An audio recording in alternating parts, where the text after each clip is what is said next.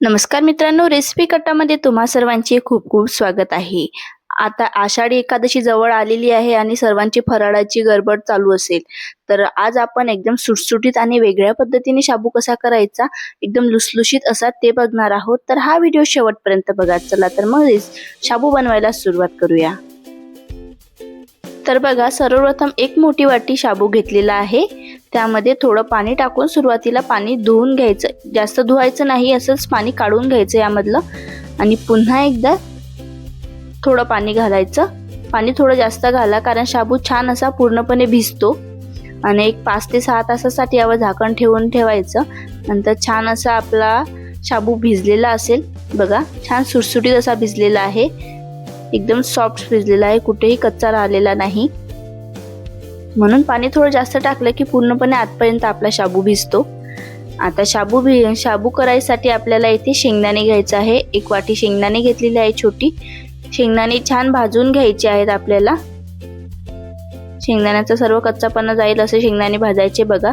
आणि मिक्सरमधून मिक्सरच्या भांड्यामध्ये फिरवून एक बारीक पेस्ट बनवून घ्यायची आहे। आता यामध्ये आपण हिरवी मिरची टाकूया। त्यासाठी हिरवी मिरची कापून न घेता आपण त्याची एक बारीक पेस्ट करून घेऊया। एक 5 ते 6 हिरवी मिरची घेऊन त्याची बारीक पेस्ट बनवून घेतली। आता यामध्ये बटाटे बरेच जण चिरून टाकतात, छोटी छोटी कट करून टाकतात, पण आपण इथे बटाट्याचा खीस करूया। जेव्हा तुम्ही बटाट्याचा खीस कराल तेव्हा उसळ खायलाही खूप भारी लागते। आता बरेच जण उसळला खिचडी सुद्धा म्हणत असेल, पण इथे आम्ही साबुदाण्याची उसळ असे म्हणतो। तर साबुदाण्याच्या उसळमध्ये बटाटा एकदा तुम्ही खिसून टाका, खायला एकदम भारी लागते उसळ। सुरुवातीला बटाटे स्वच्छ धुवून घेतले, नंतर त्याची सोलरच्या साहाय्याने वरची साल काढून घ्यायची आहे आणि खिसणीच्या साहाय्याने बारीक असा खीस करून घ्यायचा आहे। बघा, बटाट्याचा अशा प्रकारे इथे 2 बटाटे घेतलेले आहेत, कारण जेव्हा आपण खिचडी खातो तेव्हा बटाट्याची टेस्ट खूप भारी लागते। आणि जेव्हा आपण खीस करतो तेव्हा आपली खिचडी सुद्धा छान अशी होते आणि सुटसुटीत सुद्धा होते आणि कोरडी लागत नाही, छान मऊसूत आपली खिचडी होते। तर अशाच प्रकारे हे बटाटे खिसून घ्यायचे आहेत। एकदा तुम्ही खिसलेल्या बटाट्यांची उसळ करून बघा, खायला एकदम अप्रतिम लागते आणि टेस्ट सुद्धा खूप भारी लागते।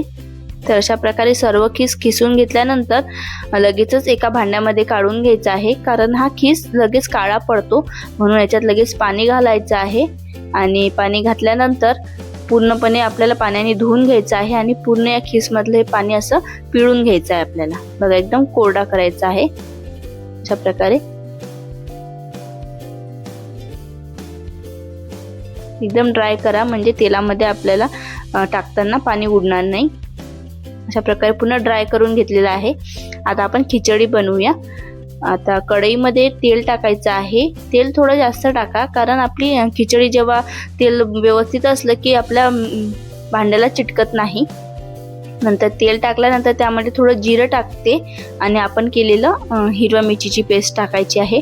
जिरं टाकत असाल तर नक्कीच टाका, त्याने टेस्ट भारी येते। नसेल टाकत तर स्किप केलं तरीही चालेल। आणि टाकायचा आहे बटाट्याचा खीस। आता हे जास्त वेळ होऊ द्यायची गरज नाही, थोडंच बटाट्यासाठी आपण थोडं मीठ टाकू, कारण बटाट्याला मीठ टाकल्यामुळे टेस्ट येते, म्हणून थोडं मीठ घालायचं आहे, थोडंच घालायचं आहे, जास्त घालायचं नाही, कारण बटाटा सुद्धा जास्त मीठ घातल्यानं खारट होऊ शकते।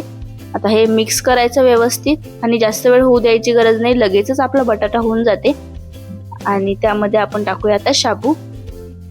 पुन्हा शाबू बरोबरच मीठ घालायचं आहे, जेवढं चवीनुसार मीठ लागते तेवढं घालायचं। पुन्हा एकदा छान असं मिक्स करायचं। मीठ लगेचच घालून घ्यायचं, कारण सोबतच मिक्स केल्या जाते, म्हणून मीठ सोबत घालून घ्यायचं। व्यवस्थित असं मिक्स करायचं आपल्याला हे पूर्ण शाबू यामध्ये।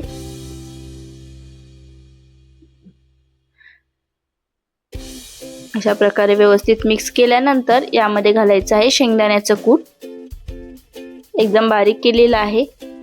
तुम्हाला जाडसर हवं असेल तेही तुम्ही यामध्ये घालू शकता। तर अशा प्रकारे व्यवस्थित मिक्स करा। जेवढं व्यवस्थित मिक्स कराल तेवढं सर्व बाजूने आपली मिरचीची पेस्ट वगैरे, मीठ वगैरे सर्व एकत्रित होऊन जाईल आणि शाबू खायलाही भारी लागते। शाबू व्हायला काय एकदम 5 ते 10 मिनिटात आपला शाबू बनवून तयार होते, याला कुठलाही वेळ लागत नाही। एकदा व्यवस्थित मिक्स करून घेतल्यानंतर हे सर्व प्रोसेस आपल्याला लो फ्लेमवरच करायची आहे. त्यावर झाकण ठेवून घ्यायचं आहे. पुन्हा एकदा लो फ्लेमवरच वाफेवर शिजवून घ्यायचं आहे. मधून मधून चेक करत राहायचं आहे. झाकण ठेवायचं, पुन्हा एकदा छान असं मिक्स करायचं, कारण बरेचदा खिचडी खाली करपू शकते, लो फ्लेम असल्यावरही करपू शकते, म्हणून सतत फिरवत राहायचं आहे चम्मच. बघा थोडीफार व्हायची बाकी आहे. पुन्हा एकदा झाकण ठेवायचं आणि पुन्हा एक 5 मिनिटं लो फ्लेमवर होऊ द्यायचं आहे. बघा आता 5 मिनिटानंतर आपली खिचडी एकदम भन्नाट अशी बनून तयार झालेली आहे. एकदम सुटसुटीत सुद्धा झालेली आहे आणि एकदम मऊसूत बनलेली आहे. आणि यामध्ये कुठेही तुम्हाला बटाटा दिसणार नाही. लहान मुलांपासून ते मोठ्यांपर्यंत आरामशीर ही खिचडी एकदम आवडीने सर्वजण खातील. बघा किती छान अशी खिचडी दिसत आहे आणि किती सुटसुटीत अशी खिचडी बनून तयार झालेली आहे. खायलाही एकदम अप्रतिम लागते. बटाट्याची टेस्ट सुद्धा लागते, शाबूची टेस्ट सुद्धा लागते. बघा किती मऊसूत अशी खिचडी झालेली आहे, एकदम लुसलुशीत. तर तुम्हाला जर ही अशी शाबूची खिचडी बनवायची असेल तर एकदा घरी नक्की करून बघा. जर ही रेसिपी आवडली असेल तर कमेंटमध्ये नक्कीच सांगा. व्हिडिओ आवडला असेल तर व्हिडिओला लाईक करायला विसरू नका आणि कमेंटमध्ये सांगायला विसरू नका. चॅनलवर जर नवीन असाल तर सबस्क्राईब नक्कीच करा. तर पुन्हा भेटूया अशाच एका साध्या सरळ आणि सोप्या रेसिपीसोबत. तोपर्यंत धन्यवाद.